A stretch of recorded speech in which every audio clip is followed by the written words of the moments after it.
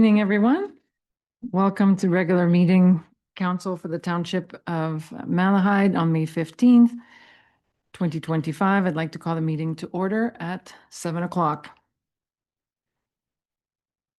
We'll begin with O Canada. Please rise.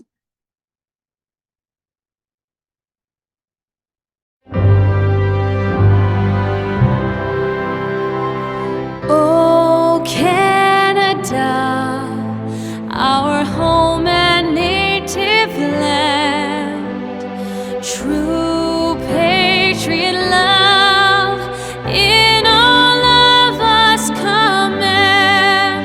Car ton bras s'est porté l'épée, il s'est porté la croix. Ton histoire est une épopée des plus brillants exploits. God keep our land glorious and free. Oh Canada, we stand on guard for thee. Oh Canada, we stand on guard for thee.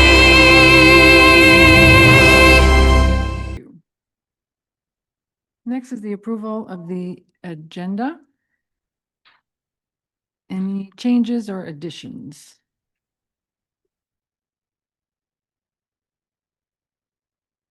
Councillor Leach. Thank you, Madam Mayor. I would like to bring forward an item under new business for review of municipal policies regarding windmills. Noted.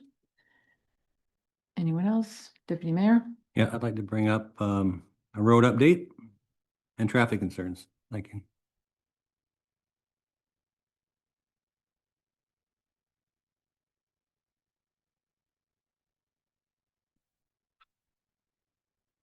That the May 15th, 2025 regular council agenda be approved with the following additions. Bylaw 25-21 Iker Drain, third reading. That was an amendment added after the agenda was circulated, and a review of municipal planning policies regarding windmills. Mover and seconder, please. Councillor Surna moves, Councillor Lewis seconds. All in favor? Motion is carried. Next is disclosure of pecuniary interest. Deputy Mayor Widner. Yes, thank you. I have one with the Bertson Drain. Noted. Anyone else? Next is announcements. Deputy Mayor. Okay, thank you. I've got two things. We've been working diligently on Imperial Road for the turning lane, and as of last week, the arrows were painted on at 3 o'clock in the morning, and if you don't figure it out now, you never will, but it looks good. And also, with all the farmers on the road, today I witnessed 3 close calls. People have to learn to sharpen up and just give us some room and respect, but they're passing when they shouldn't be passing. And actually had a pedestrian almost got hit today on my road too. They were walking alongside of the road and the car within just inches of them. And I saw it. Like, really? There was nobody coming. You could have went over. But anyway, people need to just be cognizant of the farm machinery and just don't be in such a big hurry, because somebody's going to get hurt. But I don't know how we can fix it, but thank you. Thank you for that reminder. And I know sometimes we do post something on social media as a little refresher. I don't know if that has gone out, or this is the peak time to maybe for that refresher. So that would be great if we could do that. Thank you.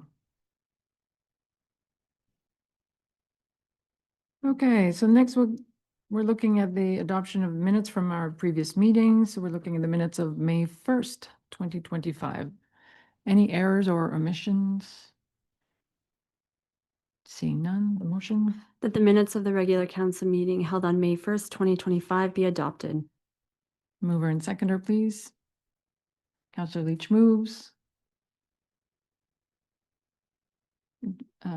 Yeah, I was just looking to see, I know we have Councillor Wilson online, and I realized he wasn't on screen. Okay, we have you now. So there we go. Councillor Wilson second. All in favor? That is carried.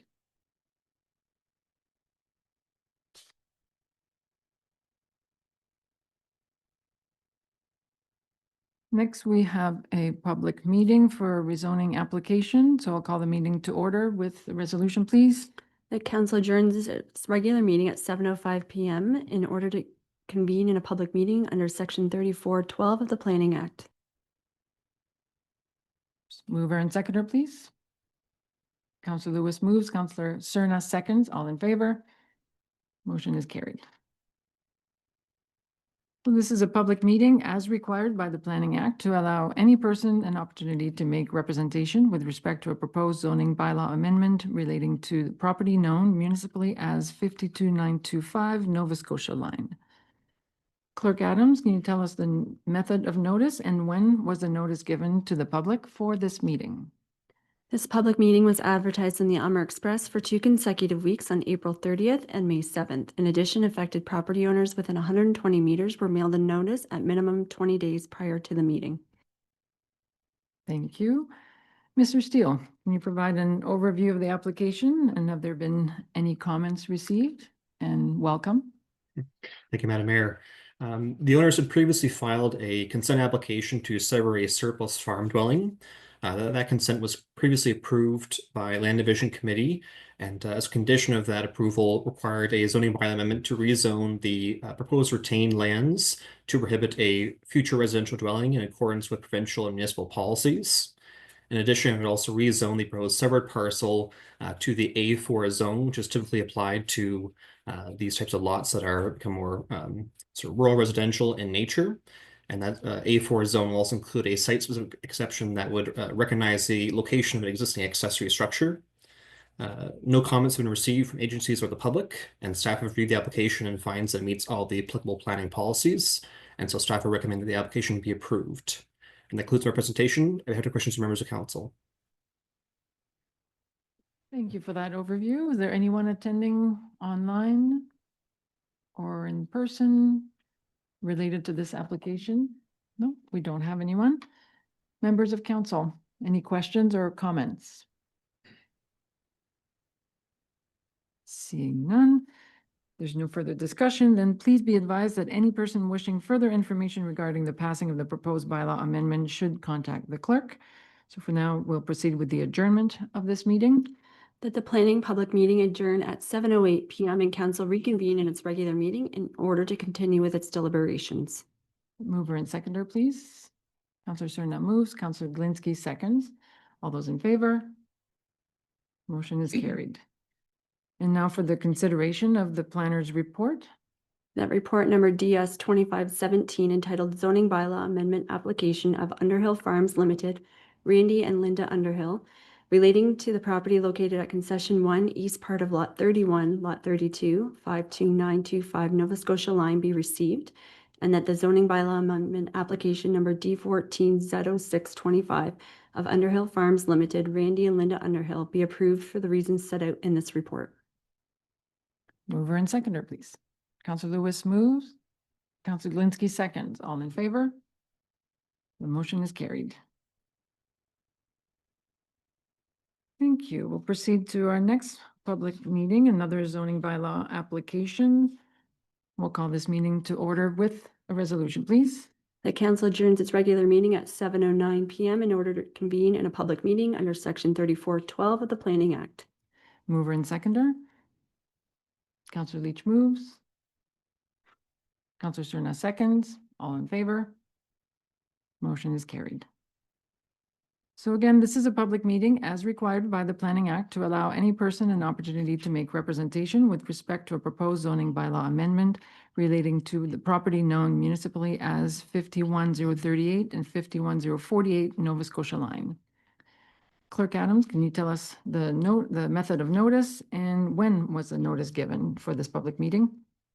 This public meeting was advertised in the Amer Express for 2 consecutive weeks on April 30th and May 7th. In addition, affected property owners within 120 meters were mailed a notice at minimum 20 days prior to the meeting. Thank you. And Mr. Steele, could you give us an overview of this particular application, please? Oh, you're on mute.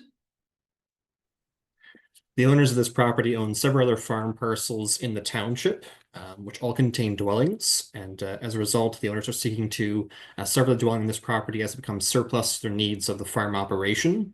And so they have, in addition to the zoning bylaw amendment, they have filed a concurrent consent application to facilitate that severance, which will be reviewed by the Land Division Committee. Staff reviewed both the zoning bylaw amendment and the consent application and find that it meets all the applicable planning policies. No comments have been received from agencies or the public in response to this application. And so staff will recommend the application be approved and that the consent application be supported by Township Council, subject to the recommended conditions as put forward by staff. And that concludes my presentation. I'd be happy to questions from members of council. Okay, thank you. Before I proceed to members of council, I'll just ask if anyone attending wishes to add anything to the overview. Welcome. And your name, please?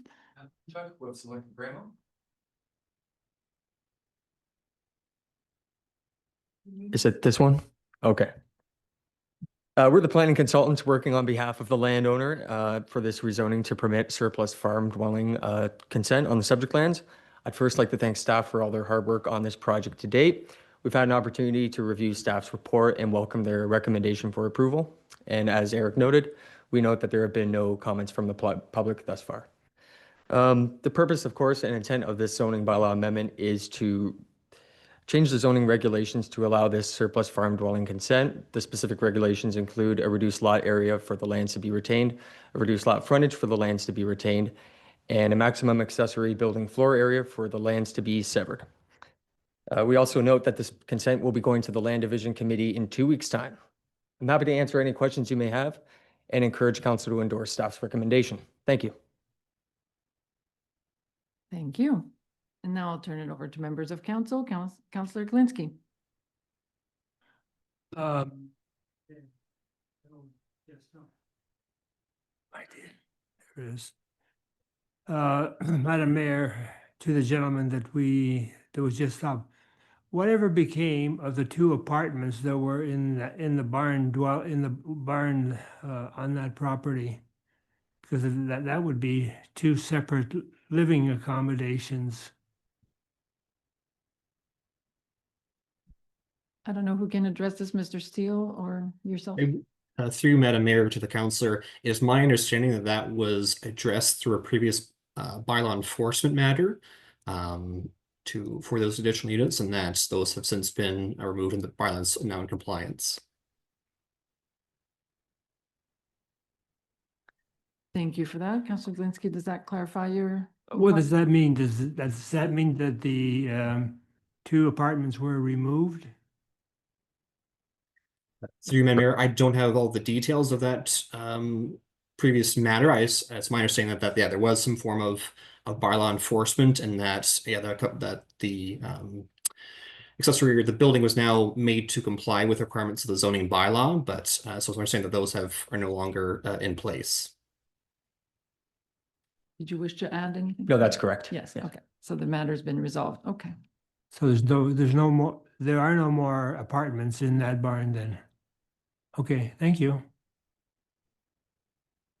Thank you. Any further questions or comments? Seeing none, if there's no further discussion, then please be advised that any person wishing further information regarding the passing of the proposed bylaw amendment should contact our clerk. For now, we'll proceed with the adjournment of the public meeting. That the planning public meeting adjourn at 7:14 PM and council reconvene in its regular meeting in order to continue with its deliberations. Mover and seconder, please. Councillor Serna moves, Councillor Leach seconds. All those in favor? The motion is carried. And now I'll ask council to consider the planner's report with the resolution, please. Of report number DS 2519 entitled Consent Application and Zoning Bylaw Amendment Application of Ingrid Vandenborre and Lino Kudo, Authorized Agent Zelenko Priamo, relating to the property located at part of Lot 21, Concession 2, 51038 to 51048, Nova Scotia line be received, and that the zoning bylaw amendment application number D14Z07-25 of Ingrid Vandenborre and Lino Kudo on behalf of Ingrid Vandenborre and Lino Kudo be approved for the reasons set out in this report, and that the application for consent to sever E25-25 of Ingrid Vandenborre and Lino Kudo, authorized agent Zelenko Priamo, relating to the property located at part of Lot 21, Concession 2, 51038 to 51048, Nova Scotia line be supported for the reasons set out in this report, and that this report and recommended conditions be forwarded to the Land Division Committee for its review and consideration. Thank you. Mover and seconder, please. Deputy Mayor Widner moves, Councillor Leach seconds. All those in favor? Motion is carried. Thank you, gentlemen. You're welcome to stay. Sure. Yes, the bylaw is a little further down than the agenda, so. Next, we do not have any delegations this evening. There's nothing on the consent agenda, so we'll skip ahead to new business. Under new business, the first item is the Emergency Services Quarterly Report. Director Spoor. Through you, Mayor. Just a first quarterly report for the year. A couple highlights on there is we've responded to 96 incidents in that quarter, slightly up from 94 from the year before. 7 fire events in the quarter with a loss of 541,000 and an estimated 779,000 in saved property. Public education teams were out, and one of the bigger events of the quarter was the Springfield Maple Syrup Festival we attended, where there was engagement with over 400 community members.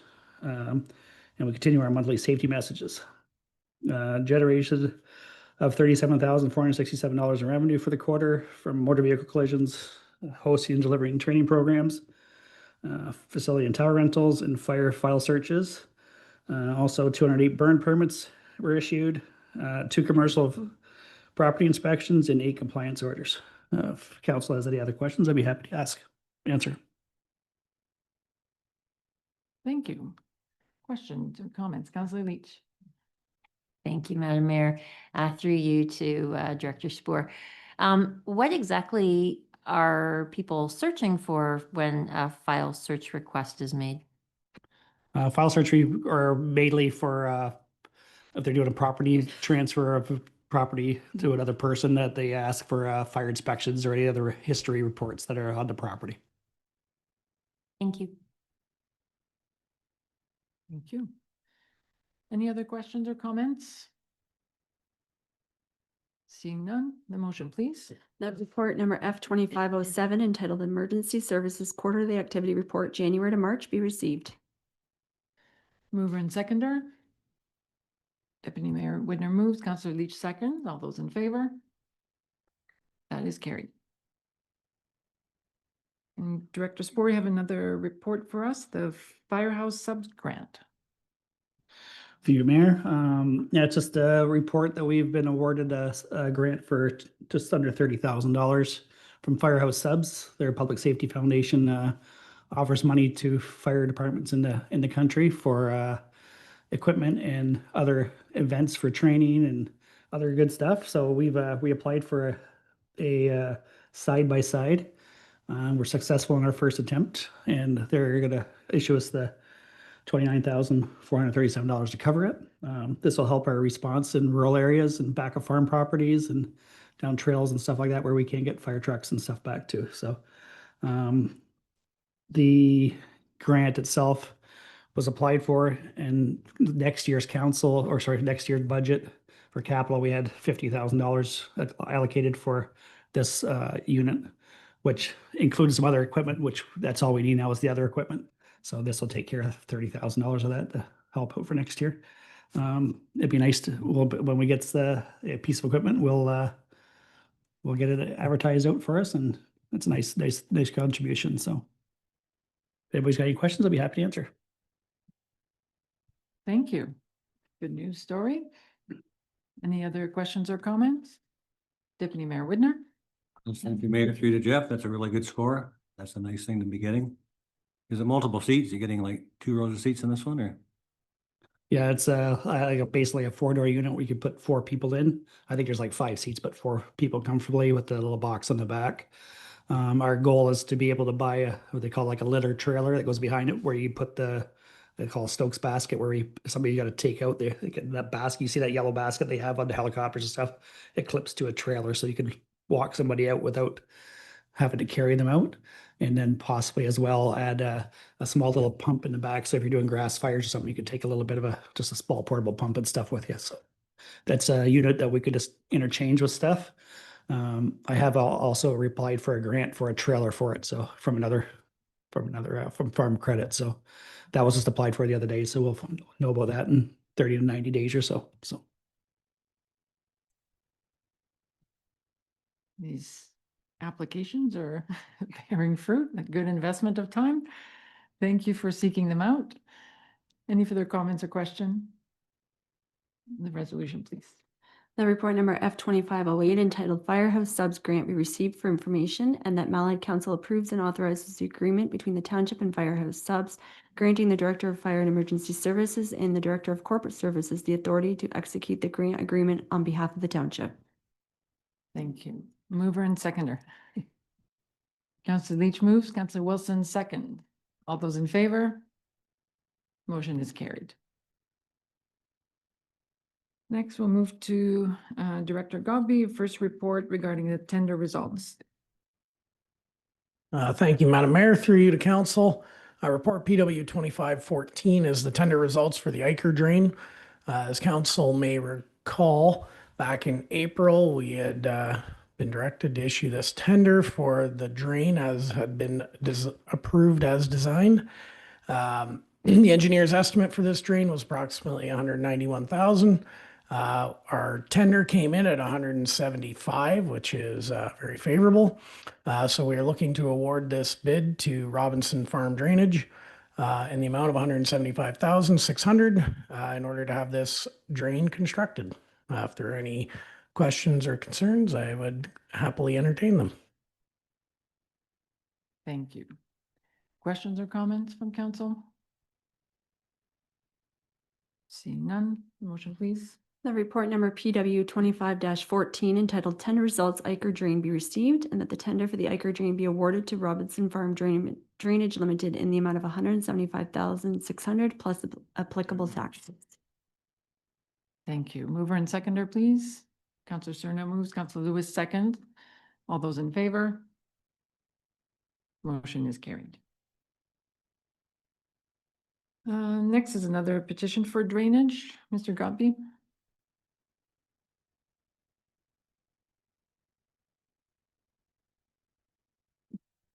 Thank you, Madam Mayor. Through you to council. Report PW 2516 is a petition for drainage for the Barrettson properties.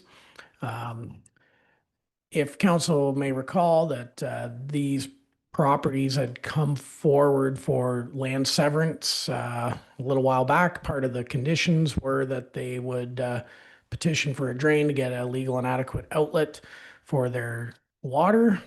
So this petition has now been received in order to help satisfy that condition of severance. As a result, staff are looking to appoint George Varican of Spreed Associates to prepare the engineer's report and have this work completed. If there are any questions, I will gladly answer. Thank you. Questions, comments? Seeing none, the resolution, please. The report number PW 2516 entitled Petition for Drainage Barrettson be received, and that George Varican of PNG of Spreed Associates be appointed to prepare an engineer's report for the Barrettson petition. Mover and seconder, please. Councillor Cerna moves, Councillor Glinski seconds. All those in favor? Motion is carried. Next report, again, Mr. Godby, another tender results for microsurfacing and surface treatment. Yes, thank you, Madam Mayor. Through you to council. Report PW 2515 is our tender results for our microsurfacing and surface treatment program. This is a joint tender that we participate in with the County of Elgin. They get to do all the legwork and we get to reap the rewards of piggybacking along in this tender. As you may note on page 56 of your agenda is the list of roads that are proposed for surface treatment this year. This matches what was in our proposed capital plan from last fall. The one important thing to note is that we're recommending the deferral of College Line that we are currently going to reconstruct this year until we're going to defer the surface treatment of that road until after it has had a chance to overwinter for one winter to see what effect that may have on having the base settle a little better, and hopefully will produce a better result with doing that double surface treatment reconstruction. If you want to look at the bottom of page 56, you can see our historical pricing for single surface treatment has not really increased much. Same with on page 57 with the double surface treats, minor increases year over year, which has actually led us to this coming in within our budget. So that is another good news story, is that we should be able to get all this work done and have a positive budget variance. And if there are any questions, I will gladly answer. Thank you. Questions or comments? Deputy Mayor Widner? Yes, thank you, Mayor. Through to Jason, the 2-year warranty, that's a good deal. Because I know the road we did last year has some issues, but I think you described what happened to that with tires picking. And I think if you look on my road, that explains what's happening there. It's mark. So I don't know if that could be fixed under warranty. It looks like the same scenario, so thank you. Yeah, through you, Madam Mayor, to the Deputy Mayor. We will be following up with Duncor when they come down. They'll be down, I think, in a couple weeks, and about both of those sections of College Line where we did have a bit of warranty work. They're usually very good at rectifying those problem areas for us when they come down to do all the other roads that they're going to do for us. Thank you for that. Any further questions or comments? Seeing none, motion please. The report number PW 25-15 entitled Tender Results 2025 Microsurfacing and Surface Treatment be received, and that the 2025 Microsurfacing and Surface Treatment contract be awarded to Duncor Enterprises, Inc., and that the mayor and clerk be authorized to enter into an agreement with Duncor Enterprises, Inc. of Barrie, Ontario, for the purposes of completing the 2025 Microsurfacing and Treatment Program. Thank you. Mover and seconder, please. Councillor Leach moves, Deputy Mayor Widner seconds. All those in favor? Motion is carried. And Mr. Gobby, again, another tender results, this time for roadside grass cutting. Thank you, Madam Mayor. Through you to council. Report PW 2517 is the tender results for our annual roadside grass cutting contract. This contract was issued for potential for a 3-year term. I know it says 25 to 27. That is because we included in the tender language to our benefit to look at sequential 1-year extensions should we be satisfied with the work that we're receiving. This is our annual spring and fall roadside mowing that we do, both township roads and county roads.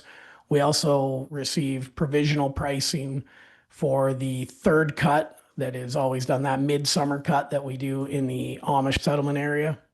Ultimately, our low bid was from Brad's Lawn Care of Strathroy, Ontario.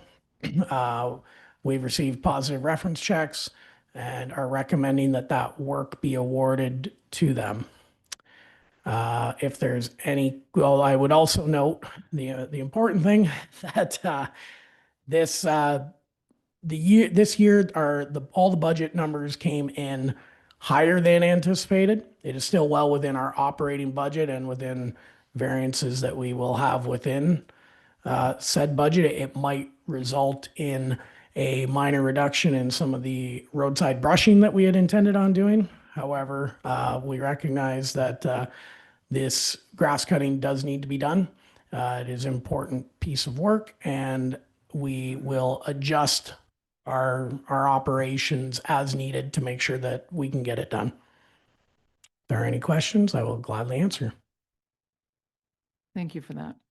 Questions, Councillor Glinski? Madam Mayor, I should have inquired sooner on this, but I don't think this is a hard question to answer. When they're cutting the grass, I have seen in other areas where they have to cut on both sides of the guardrails. So they're out there with a weed eater and I see them going at it. Is there a better way of going at this grass on the other side of the guardrails than using a weed eater? Through you, Madam Mayor, to Councillor Glinski. Yes, there is. Typically, if you get a unit with a boom arm, you can go up and over the guide rail and get in behind. That's usually one of the more preferred methods. It will depend on the type of equipment that the contractor does have. In this instance, they are given that kind of option. I'm not aware of what unit they plan to use at this point. I can definitely find that out and verify. But at the end of the day, if they're not going to go up and over, they're going to have to go in behind somehow, as it is part of the contract. So, but yeah, you're right. Walking in with a weed eater isn't really the best. There are areas where we can also spray, provided we follow all the roadside pesticide notice provisions. And that is something that we have been looking to do more of as well, just to keep those guide rails clean. Thank you. Thank you. Any further comments? Councillor Leach? Thank you, Madam Mayor, through to Director Godby.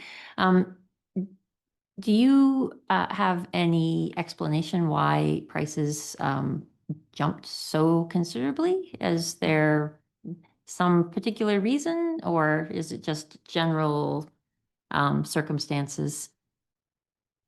Through you, Madam Mayor, to Councillor Leach. It's a good question. I don't have a definitive answer. I can say I've just noticed a general trend year over year. The last couple of years, we did have some favorable pricing because we were locked in with previous contracts. Those have now obviously lapsed. So whether it's the general market, there doesn't seem to be a lot of people with this type of equipment that want to come do it.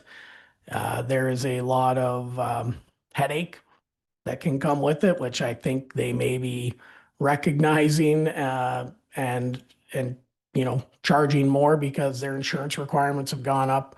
All those kind of things I think are really just driving this forward. Thank you. Thank you. Deputy Mayor Widner?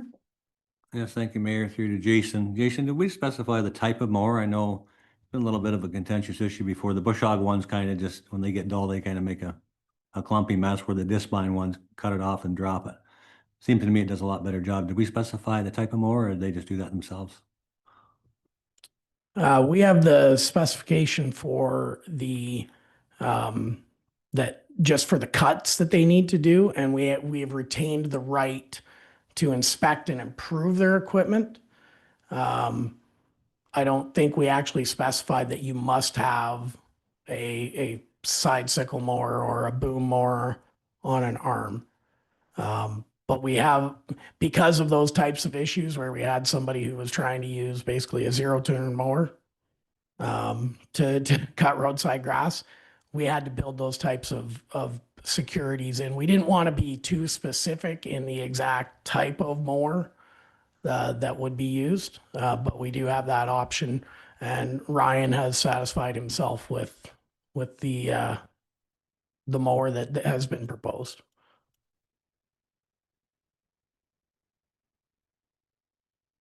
I'm sure if there are quality concerns, we will know very promptly and we'll be able to provide that feedback. So we shall see.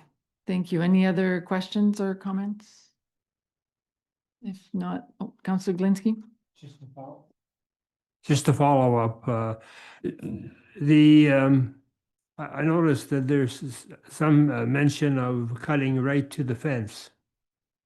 What areas do we require the grass cutter to cut right to the line fence?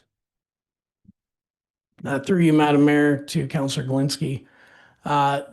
There's 200 meters in all directions of certain intersections. It is specified that they must go property line to property line, as well as part of our road maintenance agreement with Elgin County. We are required to do fence line to fence line on 1/3 of all county roads every year. So basically on a 3-year cycle. So buried within the mapping to the contractor is the areas that are on that cycle that they do as well.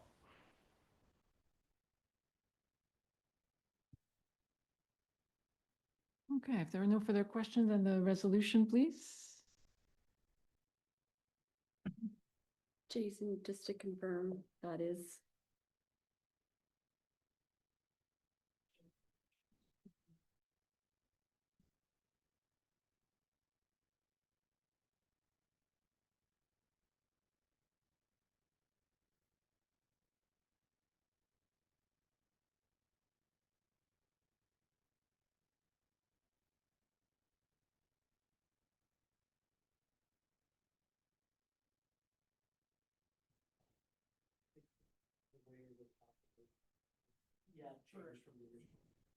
Yeah, first version was for Dan.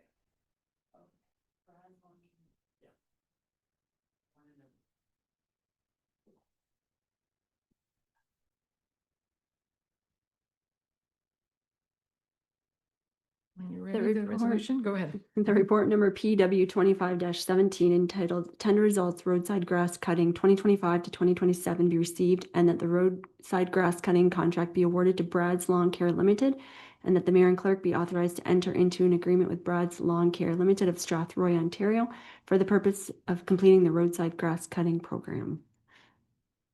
Thank you. Mover and seconder, please. Councillor Glinski moves, Councillor Lewis seconds, all in favor. Motion is carried. Okay, next on the agenda is the addition from Councillor Leach. Thank you, Madam Mayor. I would like to bring forward a motion without notice regarding the review and assessment of windmill provisions within our municipal planning policies. Okay, thank you for that.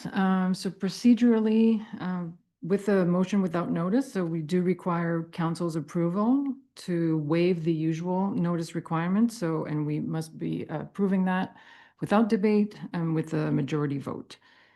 So we'll consider the motion first to allow motion without notice.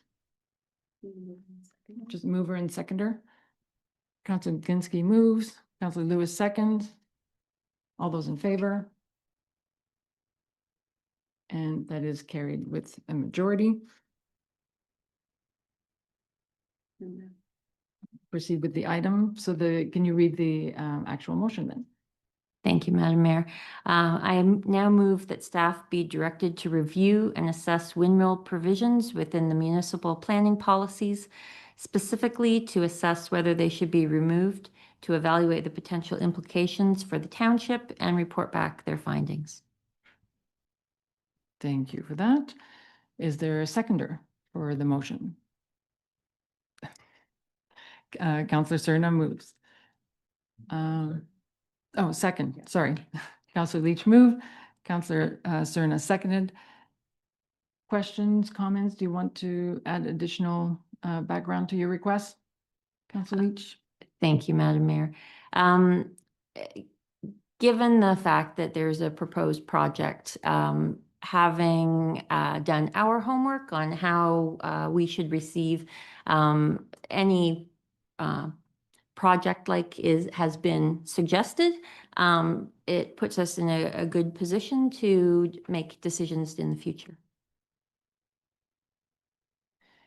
Any comments from staff? Is the request clear enough? Do you need further direction?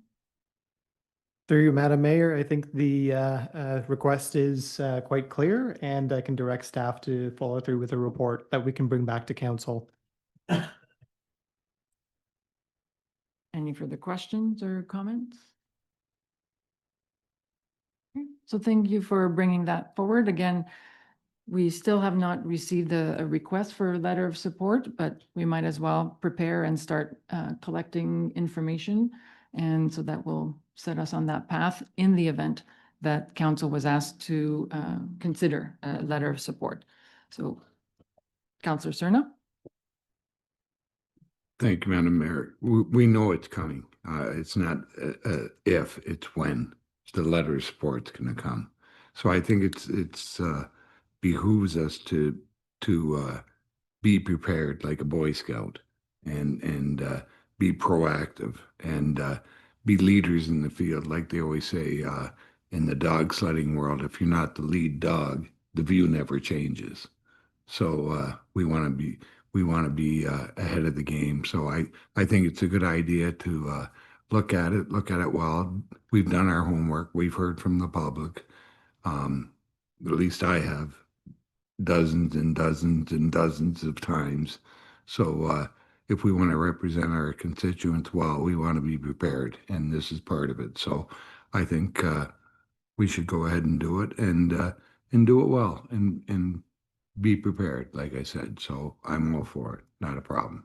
Thank you. Thank you. Deputy Mayor? Yes, thank you, Mayor. Just a question. What is the time frame to look at this? Because I guess we have till October, but they have till October before they can put their submission in. So we'd be before then or no? I don't know if staff want to comment on that. Again, I repeat, we still have not received the request, and we would have time anyway after receiving a request for support to do our own due diligence. So I don't know that we have to specifically respond to their timelines, but what would be reasonable for staff? Through your worship, with regard to this request, we're going to aim to prioritize it and get a staff report back as soon as possible. That said, we could aim for the first or second meeting in June, and make sure that there's not too much of a delay. Okay. So thank you to staff for the ability to prioritize that. Any further comments or questions? All those in favor? The motion is carried. Thank you. Okay, so this brings us to bylaws. So we have 4 to be considered under one motion, unless any of them needs to be pulled for discussion. Not seeing the need for that, so the motion, please. That the following bylaws be now read a first, second, and third time and finally passed. Bylaw 2532, Vandenborre rezoning. Bylaw 2533, Underhill rezoning. Bylaw 2534, user fees, and that bylaw 2521, Iker Drain, be read a third time and finally passed. Thank you. Mover and seconder. Councillor Cerna moves. Councillor Wilson seconds. All those in favor? Motion is carried. Thank you.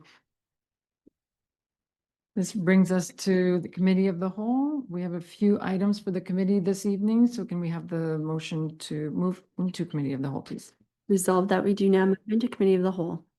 Mover and seconder, please. Councillor Lewis moves. Councillor Cerna seconds. All those in favor? Motion is carried. So business for consideration for the committee this evening. The first item is the Springfield Swans Memorandum of Understanding. And Mr. Tripp, you'll be giving us an overview of that. Welcome. That's correct. And thank you, Madam Mayor. And through you to Council, the purpose of this report is to establish a memorandum of understanding between the Township of Malahide and the Springfield Swans. As part of our strategic plan, the Township continues to engage our community and establish and document our service levels within it. The Springfield Swans, formerly known as the Lioness Club, are a designated founding organization and local service club that perform community and volunteer work, headquartered out of Springfield. We recognize and applaud their continued efforts throughout the community as they have done for many years, including the events they coordinate, the beautification and maintenance of Memorial Park, and other organizational activities that help promote and enhance our township. In establishing an MOU, the township aims to provide a clear framework for these activities, in particular, the ones occurring on township property, to ensure proper coordination, clarify responsibilities, and establish guidelines between the Springfield Swans and the township, while fostering a productive partnership. The MOU has been drafted and circulated with the terms agreed upon by both the Springfield Swans and internally by heads of the appropriate departments at the township. The agreement can be amended as per a request or exited out of by either party at any time. It is the township's stance that establishing these MOUs with our community organizations are mutually beneficial and ensures smooth communication, coordination, and expectations. I'm looking forward to seeing everyone at Springfield Family Fun Day. I'm happy to answer any questions. Thank you. Thank you for that. And Mr. Tripp, I know you can't see her, but I want to acknowledge that Kelly Pearson is in the audience this evening. Thank you for being here. I'll open it up for questions or comments for the Councillor Cerna. Thank you, Madam Mayor. I could have saved him a whole lot of time and with his speech and just said, he's got Pearson girls happy. It's a good agreement. Sign it. Done. Thank you. Thank you for that. Any further comments or questions? Yes. So I want to thank everyone involved for understanding the need to formalize the relationship. I think it is in everyone's best interest, and that will really facilitate how we can support the great work that the Swans do for our community. So thank you for all that you do. I can hardly see you there. Thank you for doing this. And yes, we're happy to move forward. Thank you so much. So if there are no further questions, comments, Councillor Glinski. Madam Mayor, I was just wondering, it looks to me as if the Springfield Swans are going to take some of the responsibility for the areas that they look after. Is that correct? Mr. Diaz or Mr. Gombe, I don't know who wants to, or Mr. Trio wants to comment on that, because I think it's already, I think it's work that the Swans have already been doing, and this is actually recognizing that this is happening so that everybody knows who is doing what. But anyone else who want to comment, Mr. Gombe? Yeah, thank you, Madam Mayor. I think you've kind of generally got it there that, it's mostly recognition about some of the great work that the Swans are already doing. One of the things that does stand out is that the Swans, and through this agreement, have agreed to take on a little more of the work with some of the gardens and landscaping features of Memorial Park. And the township is really, we're going to kind of take a bit of a step back on that aspect of things and primarily be looking after general health and safety issues and the grass cutting. So that helps to document that, sort of who's going to do what, but we know it's going to be well taken care of. Any further questions or comments?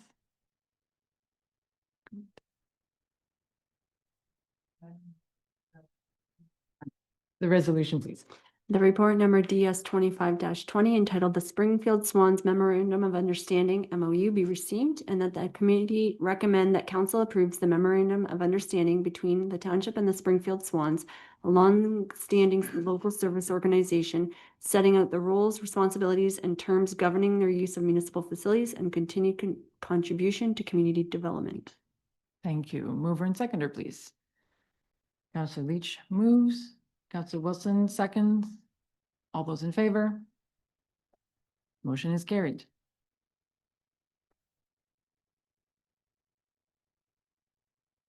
Oh, I was going to say have a nice evening, Mr. Tripp, but he's gone already. I'm here. Oh, there you are. Well, Have a enjoy nice the rest evening. of your evening. And thank you for being with us. We'll move next to the asset management plan update.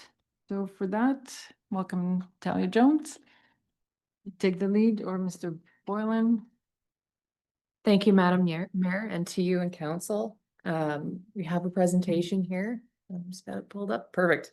So before you are 3 updated asset management plans for the water distribution system assets, the wastewater collection system assets, and a plan for all other tax levy funded assets. These comprehensive plans demonstrate the Township of Malahide's commitment to using asset management to improve long-term planning for service sustainability. To ensure compliance with guiding legislation, several key milestones have been completed. The next step in legislated plan development is to include proposed service levels for all assets by July 1st of this year. An asset management plan must include these 4 main components. For this revision, the inventory and current service levels were updated, and the life cycle costs and funding strategies were forecasted for the next 20-year period. New to the plans is the inclusion of the proposed service levels, which are set as annual targets. Tonight's presentation will focus on service levels, how proposed levels differ from current levels, and the rationale for the recommended targets.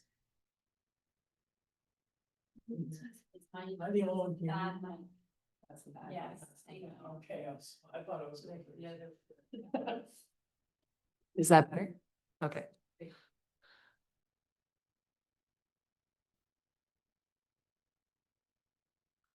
Service metrics for road segment assets are prescribed under legislation. Service scope is described as how the network connects the community and is measured by the ratio of lane kilometers of roads to square kilometers of land.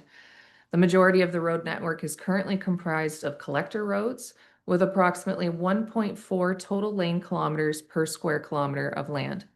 This ratio is comparable to neighboring municipalities, and it's recommended that the proposed service level remain the same for the forecast period. Given the population and housing forecasts in the township's 2022 official plan, the anticipated modest growth in the community may not require the extensive construction of new roads, and the current road-to-land ratio will be sufficient. Should there be any changes to these trends reflected in the next official plan update, this target should also be updated. The service quality of the road network is described in terms of the condition of road surfaces. Oh, are we frozen? Okay. And is measured by the average surface condition of roads using the pavement condition index. Both paved and unpaved roads are currently under a surface condition of fair. This means that there are general signs of deterioration, but no signs of significant deficiencies on average. It's recommended that the proposed service level target remain the same for the forecast period. There are provincially legislated minimum maintenance standards, and it's recommended that the municipality continue to maintain road surfaces at the current level in order to meet these standards.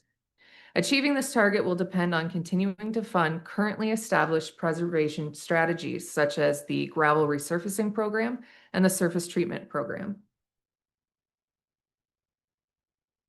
For bridges and structural culverts, service level metrics are also prescribed under legislation. The service scope of the bridge network is defined in terms of the traffic types that are supported by assets and is measured by the percentage of assets with posted usage restrictions. There are currently no assets with posted restrictions. Assets can be used by any types of traffic. This current service level is recommended to be used as the proposed service level target. Current life cycle management plans include like-for-like asset rehabilitations. However, should any updated strategic plans include the provision of assets with restrictions, such as a pedestrian bridge, this service level should be updated.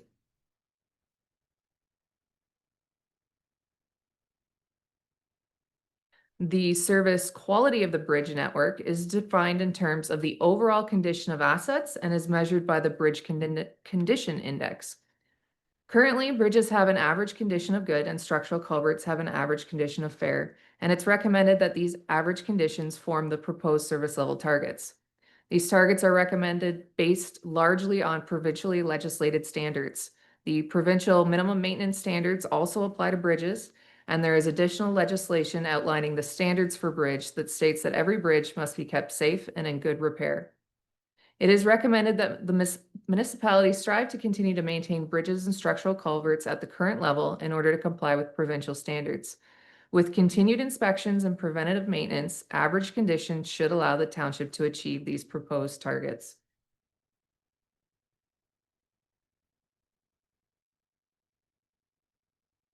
Service level metrics for non-core assets are not prescribed under legislation and may be set by the municipality. For facilities and public spaces, reliability was used as the best measurement of community expectations. The municipality currently provides reliable facilities and public spaces to residents and visitors, measured by the number of closures due to condition failures. This does not include closures due to inclement weather or holidays.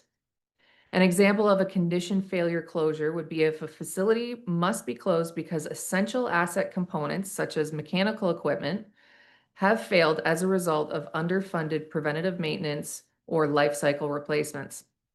Within the last 2 years, there have been no facility or public space closures due to asset condition failures. It's recommended that this be the annual service level target. In order to achieve this target, the municipality will need to continue to perform regular condition assessments and invest in life cycle activities. Reliability will also be used to measure the expectations for fleet assets. Reliable fleet assets are described as meeting performance expectations, and this will be measured by the lowest observed asset condition within a fleet category. Performance expectations for fire fleet and heavy trucks are higher than other fleet assets due to the emergency services and winter control services they provide. The lowest observed asset condition in this category is currently fair. This means the asset shows general signs of deterioration, but no significant deficiencies. Within the category of light trucks and construction fleet, the asset with the lowest observed condition is currently in a poor condition state. This means there are significant deficiencies identified, but the asset still has useful life remaining. It's recommended the proposed service levels be measured by the same lowest condition as currently observed in each category. This will mitigate the risk of operating unreliable fleet assets. Meeting these minimum allowable condition targets will rely on continued investment in preventative maintenance and keeping up with previously established schedules of life cycle replacements. The recommended proposed service levels for these tax levy funded assets represents the lowest risk option of meeting annual service level targets, meeting provincial standards, as well as sustainably funding asset services. Since the proposed service levels do not differ from the current service levels, previously presented life cycle cost forecasts and funding strategies will continue to be recommended. This funding strategy will continue to rely on reserve funding with limited support from upper level governments. The proposed strategy requires a dedicated annual property tax levy increase solely for asset management at an average of 2.5% each year to sustainably fund asset services. Moving on to the water distribution system. Service level metrics are also prescribed under legislation. The scope of services is described in terms of how the community is serviced and is measured by the percentage of properties connected and the percentage of properties with fire flow coverage. Approximately 25% of the community is currently connected to the system, and it's recommended the proposed service level remain the same until such time as strategic service expansions are identified. There is an upcoming water and wastewater master plan update that may have implications for the scope of the two systems. It's recommended to maintain the status quo until new strategic servicing plans are in place and to update the asset management plans at that time. For fire flow coverage, the municipality has attained a water tanker shuttle accreditation and is able to convey municipal drinking water to 100% of the municipality for fire suppression. It's recommended that this accreditation be maintained in the future as the proposed service level. The municipality will be able to maintain this accreditation as long as the currently established fire fleet replacement schedules are maintained, as this is based in part on the age of water tankers. The reliability of services provided by water assets is described in terms of service interruptions and must be measured by the total number of boil water advisories and main breaks in a year. There were no reported boil water advisories or main breaks in the last 2 years, and it's recommended that this current service level continue as the proposed service level target.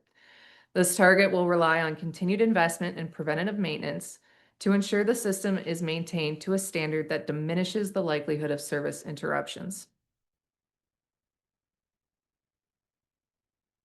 The recommended proposed service levels for the scope and reliability of the water distribution system represent the lowest risk option for meeting service level expectations. Since the proposed service levels do not differ significantly from current service levels, previously presented life cycle cost forecasts and funding strategies will continue to be recommended. This funding strategy will continue to rely on reserve funding with a total average annual increase to user fees of about 5%. This increase aligns with the most recent user fee study and should sustainably fund asset services for the forecast period. This graph models the funding strategy well beyond the forecast period to help identify the need for building reserves.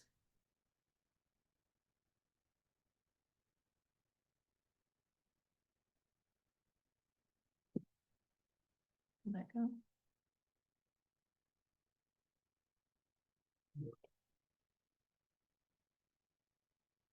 There we go. For the wastewater collection system, asset service level metrics are also prescribed under legislation. The scope of services provided by the system assets is described in terms of the areas connected and is measured by the connection rate of the community. Currently, about 9% of the community is connected to the system, and it's recommended that the proposed service level target remain the same for the forecast period. As was mentioned with the water system, the upcoming master plan update may have implications for this proposed service level, and this plan should be aligned with the master plan once updated.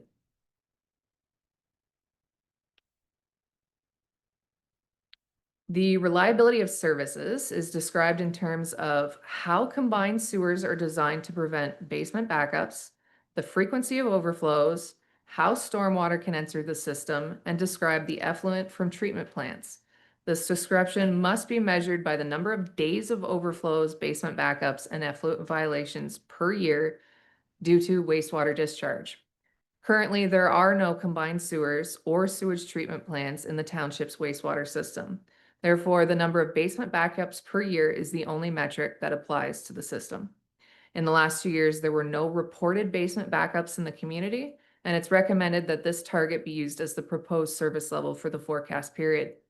Achieving this proposed service level will rely on continued investment in preventative maintenance and asset component replacements to ensure the system is maintained to a standard that diminishes the likelihood of basement backups.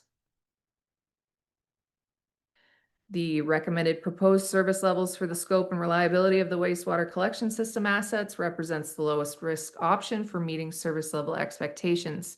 Since the proposed service levels do not differ significantly from current levels, previously presented life cycle cost forecasts and funding strategies will continue to be recommended. This funding strategy will continue to rely on reserve funding with an average total annual increase to user fees of about 3.5%. This increase aligns with the most recent user fee study and should sustainably fund asset services for the forecast period. Moving forward, it is important that the 3 asset management plans be aligned with all updates to strategic master plans. For asset management planning to be effective, the most recent and relevant data should always be included in developing long-term forecasts. In order to better communicate service levels, annual reporting will continue to be made on the status of the township's asset service level targets. And there is also a review underway of all roads-related service levels, including policy development for road surface conversions that will assist in communicating service levels. Asset management planning is an ongoing process that relies on input from all stakeholders. This updated asset management plan demonstrates the dedication the Township of Malahide has to this continual process. And I'd just like to note that this was a group effort. Almost every staff member was involved, and I'm very happy with the cooperation. So that concludes the presentation, and the team and I would be happy to answer any questions you might have. Nicely played. I like it. Yes, congratulations to you and the whole team, because this is a massive undertaking, and this policy has taken years to develop over time in this plan, and it's amazing work. So comments, lots to digest, but comments and questions. And again, being in the committee of the whole, we do have another couple weeks to digest this, and also for members of the public to seek further clarification if it doesn't come up tonight. Councillor Leach. Thank you, Madam Mayor. The quality of the documentation is fabulous. It's easy to read. It's got graphics to help you draw your eye and liven it up during reading. So thank you very much.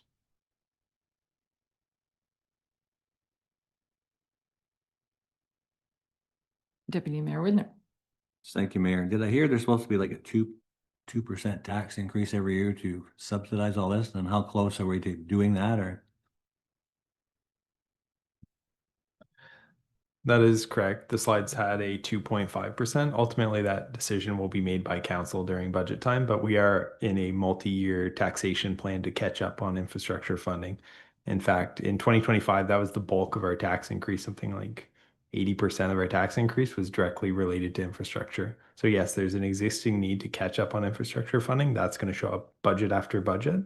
And on top of that, we could have an inflationary pressure as well. So those are the two things that we'll be talking about a lot each budget cycle. And the 2.5 is aligned with what was projected. So this has not deviated too much from even early versions of the asset management plan. And That's correct. I'd add to water and sewer as well. These are the same kind of financial plans council has seen. I think this is maybe the fourth time now. So really what this update to this version of the asset management plan is doing is layering in those service level targets that the province is looking for to bring us to that full legislative compliance by June 1st of this year. And again, that's the service level, that's where the discretion is, I guess, even when respecting minimum standards. So at the time of budget, there'll be some opportunities to, if we need to adjust, if there are other pressures that means that we need to react, and I guess we'll have that discussion then. How you briefly touched on as part of the presentation, there's going to be an accompanying piece to this that goes over operations and maintenance side of it that might speak more meaningfully to the service level experience by the public. So that will be coming as almost like a pre-budget consultation. And prior to that, we're going to be doing the gravel road conversion policy for council's consideration as well. So those all be pre-budget items that you'll provide feedback on, and then we'll bake that in to the 2026 budget. Other comments, observations, questions, concerns?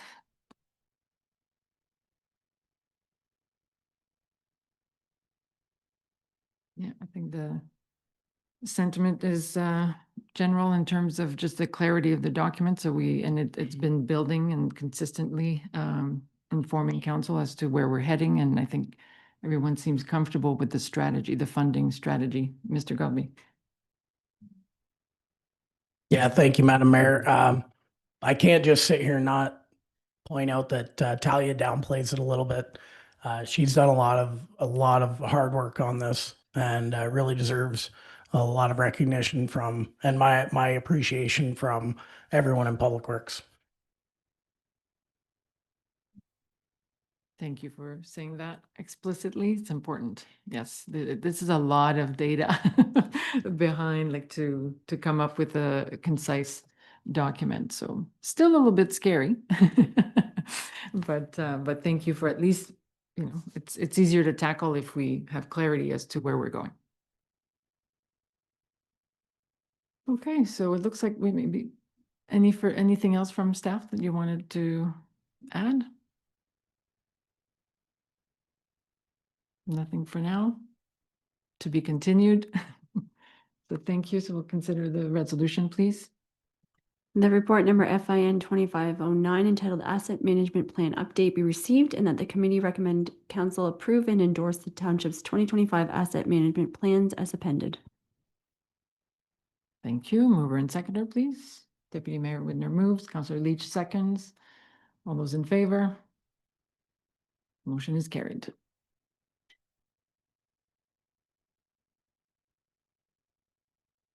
Okay, the next item is the Strong Mayor Powers implementation for the Township of Malahide. Mr. Diaz. Thank you, Madam Mayor. With regard to just the chronology of this, of course, strong mayor powers are now in effect as of May 1st, 2025.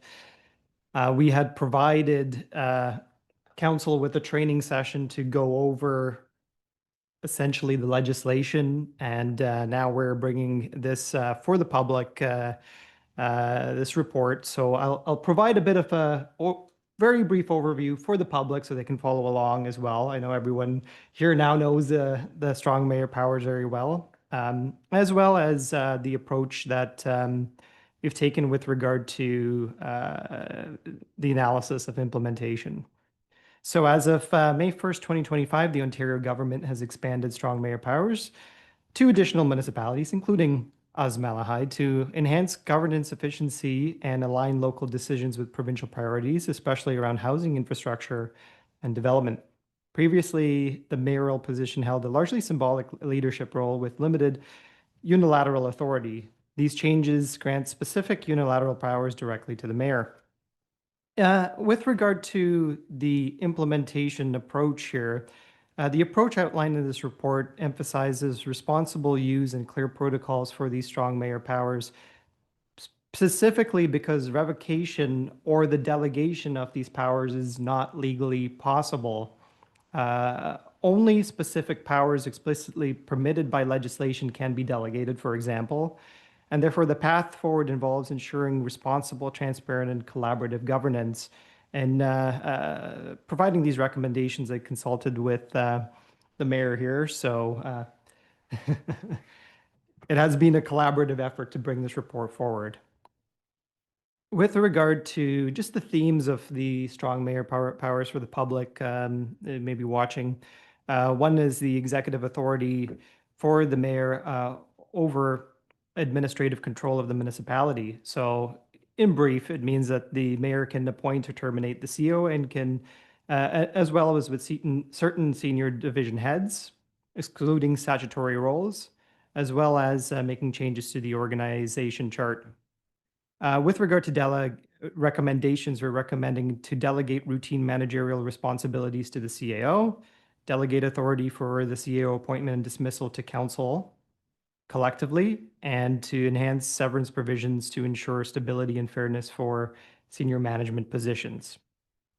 Then there are powers with regard to governance and committee appointments. So this power, the mayor can establish or dissolve committees and appoint committee and local board leadership. The recommendation is the mayor should consult with council prior to establishing or dissolving committees or when undertaking appointments to ensure transparency, balance, and representation. With regard to decision-making on provincial priorities, just as a reminder here, provincial priorities are specifically the priorities listed in Ontario regulation by the province, and that relates to housing, infrastructure, and roads and bridges. So the mayor can introduce and mandate consideration of matters aligning with provincial priorities. Related bylaws require only 1/3 council support. So the recommendation here is to implement a formal governance protocol ensuring responsible use, transparency, public communication, and clear documentation. With regard to budget powers, the mayor must propose the annual municipal budget by February 1st of each year. The mayor can veto council amendments, which council can override. So the recommendation is early engagement and consultation in budget preparation with council and a transparent process for budget amendments and veto usage. With regard to veto powers, the mayor can veto council-approved bylaws conflicting with provincial priorities, and council can override these vetoes. So the recommendation is clear rationale and documentation, public transparency, and establish processes for council override. With regard to staff directions, the mayor can direct municipal staff regarding the new powers, provided directions are written and lawful. And the recommendation is to have a formal protocol to ensure clarity, respect for administrative hierarchy, and transparency for directions. And lastly, there's just the points with regard to filling in mayoral vacancies with regard to vacancies requiring a by-election unless close to regular election and where interim appointed mayors do not have the strong mayor powers unless they are appointed, unless they win a by-election. With regard to that, are there any questions?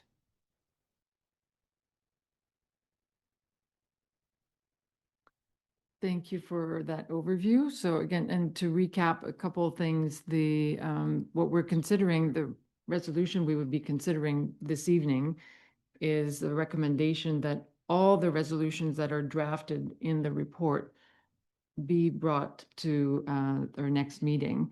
And all those recommendations basically capture all of the powers that can be delegated back to council, be in fact delegated back to council. So this is what we would like to propose, and if council is in favor, then we can consider tonight's resolution, and then at the next meeting, we would actually pass those resolution. Comments, questions? Councillor Zelinski. I have a question, Madam Mayor. I read through this fairly carefully, and I don't know. I still must have missed something because I have a hard time seeing how this is going to increase the number of houses that are going to be going up. Did I miss something, or was it not there to be missed? I don't know. Thank you. Through you, Madam Mayor, to Councillor Glinski. The rationale that was provided by the province was specifically that the rationale with this being an implementation tool. I think part of it was mostly an intent for larger municipalities where it originated. When there's larger councils, larger communities, the specific provisions with regard to minority votes and vetoes tend to have a more strategic element when it's a smaller municipality. That being said, like ours, we're just at the bare minimum of the municipalities which this was put forward for. They essentially, any municipality that had 6 or more council members was included in the strong mayor powers legislation. So that's particularly one of the reasons of why we were included, but not necessarily the strongest maybe reason for how it would work with regard to the implementation of development here in Malahide, if that makes any sense.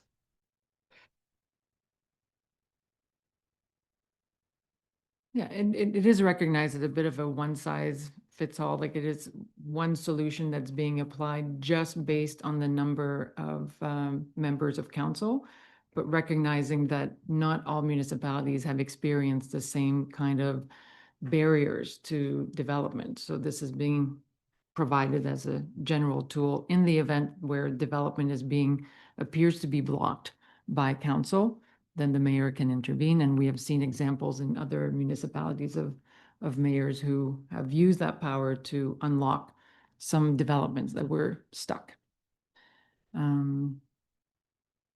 Yes, I think Councillor Serna was first, and then Councillor Lewis. Yeah, thank you, Madam Mayor. You all know how I feel about this, but the whole idea behind it was to build homes faster. And now they're talking about making us lower our developmental charges, which doesn't make sense.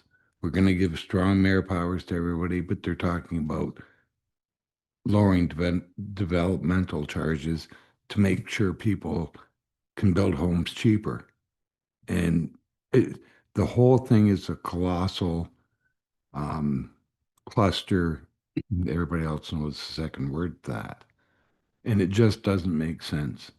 And I don't understand it, that they do one thing and say that this is going to help, and then turn around and do something else that is actually the total opposite. And it's just government BS, and it's not going to do anything for anybody. And I can't believe that people are falling for this, and it's not going to help. It's not going to do a damn thing.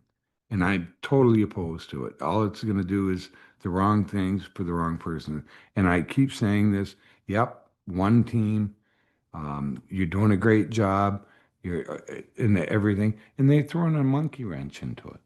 And it might not be you, it might be the next guy or the next person. I'm sorry, I didn't, wasn't politically correct, but who knows what's going to happen down the road? And it's just, it's a Pandora's box.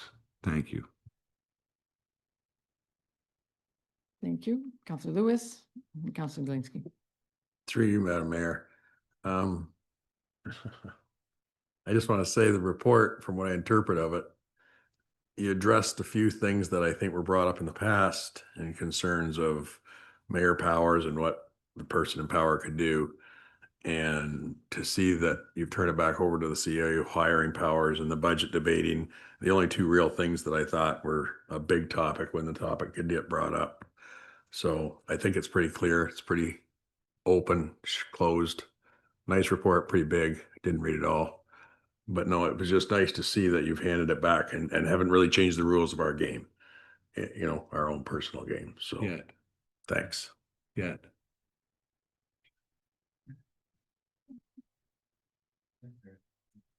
Madam Mayor, developmental charges. Are they talking about getting rid of some of them? So perhaps if, so I know there's new legislation that's being proposed just as of Monday this week. So if council is interested in more information, there was a lot that was published on Monday. Development charges is one of them. So perhaps staff could be given a little bit more time since it's not on the agenda for discussion this evening, but it is a good question. Did you want, so a report will be forthcoming. Yeah. Madam Mayor, yeah, I do think it's a good question, especially if you've lived through it. So if I can. Purchasing a condo in Toronto, the developmental charges and all the rest of the developmental charges that they throw in there for land and everything else works out in the neighborhood of $90-some thousand. Now, to my way of looking, $90-some thousand goes a long way to starting towards another dwelling, or even that dwelling, because that's just giving money to the government. Thank you. And I'll just interrupt just so we can reserve those comments when we're talking Okay. specifically about development charges, because it's an important topic. Thank you. Deputy Mayor Widner? Yes, thank you, Mayor. So I did hear we're delegating the powers back to the council. So it's basically the same way we're doing it now. We can't enforce that on the next council though. Or once we pass this, is it locked in? I'm just curious. Do you want to comment on that? Through you, Madam Mayor, the Municipal Act as amended now with the strong mayor powers only allows specific provisions to be delegated either to specifically the CAO or council. So everything that could be delegated has been delegated. That being said, specific powers such as the power for budget or for staff direction cannot be delegated as per the legislation that's provided. So it exists as of right. So that's why these recommendations have been brought forward with regard to the responsible use, so that there is clear expectations of how it will be used, should it ever be utilized. With regard again to anything that is delegated, technically that is the mayor would have the right to remove that delegation. But that is again what is provided as per the legislation. So if the resolutions are passed, it would not end with the term of council. So it would continue until the mayor removes them, whether it's this term or another term. So it's not connected to the term of council. I guess that would be fairly easy for the next mayor to do whatever they want to do though. Correct, they could, so Day one. Another holidays mayor. on there, yeah. could be, could remove the delegation, yes. Okay, thank you.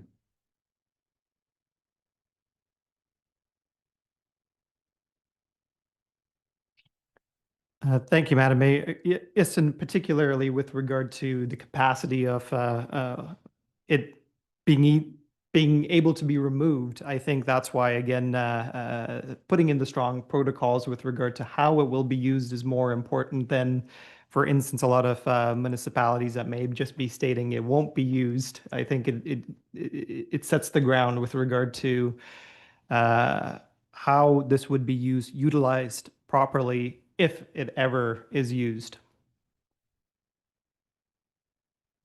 Yeah, and I think that that is an important feature where, you know, where we cannot delegate back, then putting some structure, then like we can take charge. Like, yes, this legislation is imposed on us, but we can take charge and we can decide amongst ourselves, and by adding some provisions of how that power ought to be used. So that's something that is within our collective power, and I think that's a good way. That's a really we take the lead, and we can work with it, as opposed to if we just oppose it, then it doesn't change anything. If we work with what we've been given and actually put parameters around our use, then we know that we'll be able to maintain the collaborative spirit that we've had from the beginning. So, and I really appreciate that. So that was a fair amount of work just to figure out what can be delegated and what parameters we can put in place so that we can add some comfort and confidence around this legislation. And I really, really appreciate that this was pulled together very quickly. Any further questions or comments?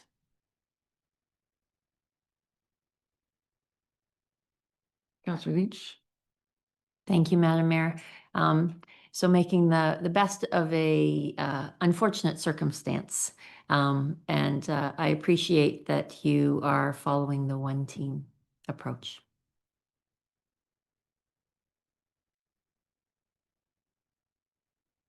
Okay, thank you for the good discussion. So let's consider the resolution. The report CAO 2503 entitled Strong Mayor Powers Implementation for the Township of Malahide be received for information, and the committee recommends staff bring forward the draft resolutions herein and amendments to Township's procedural bylaw, policies, and employment agreements for council's consideration to align municipal operations with responsible use of attained provincial strong mayor powers. Thank you. Mover and seconder, please. Councillor Lewis moves. Councillor Leach seconds. All those in favor? Motion is carried.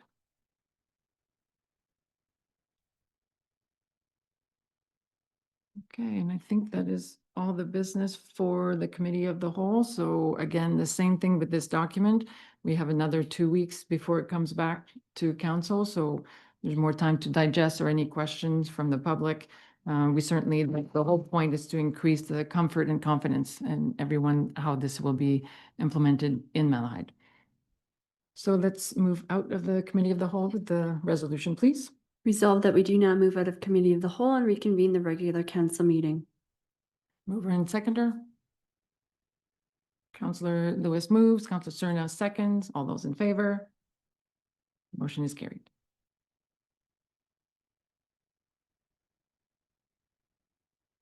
Okay, next is items under correspondence. There are 10 items. Comments or questions?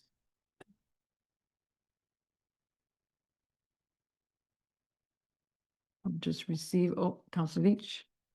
I'd like to just draw everyone's attention to the Aylmer and Malahide Museum and Archive correspondence showing their upcoming or actually ongoing offering the farm to factory exhibit. Thank you for highlighting that. Yes. Okay, so we'll proceed to receive the correspondence, please. Be it resolved that the following items be received and filed. Mover and seconder. Councillor Lewis moves, Councillor Glinski seconds. All those in favor? Motion is carried. And that brings us to confirmatory bylaw. That bylaw number 2535, being a confirmatory bylaw, be given first, second, and third reading and properly signed and sealed. Thank you. Mover and seconder. Counselor Wilson moves, Counselor Leach seconds. All those in favor? Motion is carried. Which brings us to adjournment. The council adjourned its meeting at 8:30 PM to meet again on June 5th, 2025 at 7 PM. Thank you. Mover and seconder. Deputy Mayor Midner moves, Counselor Sterna seconds. All those in favor? That is carried. Thank you. Thank you, Counselor Wilson. Have a good night.